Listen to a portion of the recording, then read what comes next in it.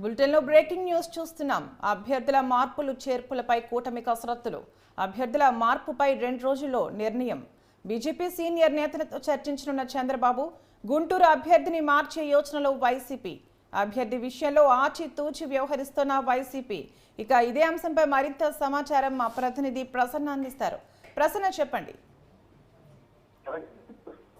కుటుంబంలో కొన్ని మార్పులు చేయడానికి చంద్రబాబు అదేవిధంగా బీజేపీ నేతల మధ్య చర్చలు జరుగుతున్నాయి. అనపర్తి టికెట్ విషయంలో ఒకటి, అదేవిధంగా ఉండి టికెట్ రఘురామకృష్ణరాజు ఇచ్చే విషయంలో ఒకటి, 2 విషయాల్లో కొంచెం మార్పులు చేయాలి. అదేవిధంగా ఎక్కడైనా గెలుపు అవకాశాలు తక్కువగా ఉంటే ఆ సీట్లు కూడా మార్చాలనే ఉద్దేశంతో చంద్రబాబు కావచ్చు, కుటుంబ సభ్యులు ఉన్నారు.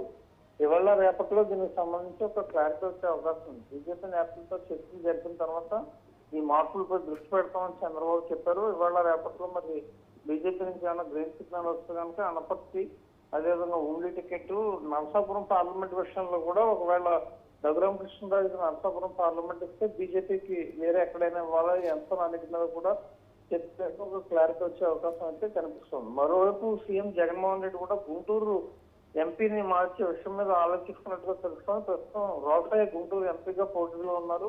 మరి ఆయన ఎంతవరకు ఫైట్ ఇస్తారు, ఏంటి, ఆ గెలుపు అవకాశాలు ఏ రకంగా ఉన్నాయి, వీటిని చూసుకుని అవసరమైతే గుంటూరు ఎంపీ టికెట్ మార్చే విషయం మీద కూడా వైసీపీ దృష్టి పెట్టింది. అయితే వైసీపీ మాక్సిమం అన్ని ఫైనల్ చేస్తుంది కాబట్టి 1-6 సీట్లలోనే మార్పులు ఉన్నాయి. అవి కూడా ఉంటాయో ఉండవో కూడా తెలియని పరిస్థితి అయితే ఉంది. కానీ కూటమిలో ఒక 5-6 మార్పులు మాత్రం జరిగే అవకాశాలు కనిపిస్తున్నాయి.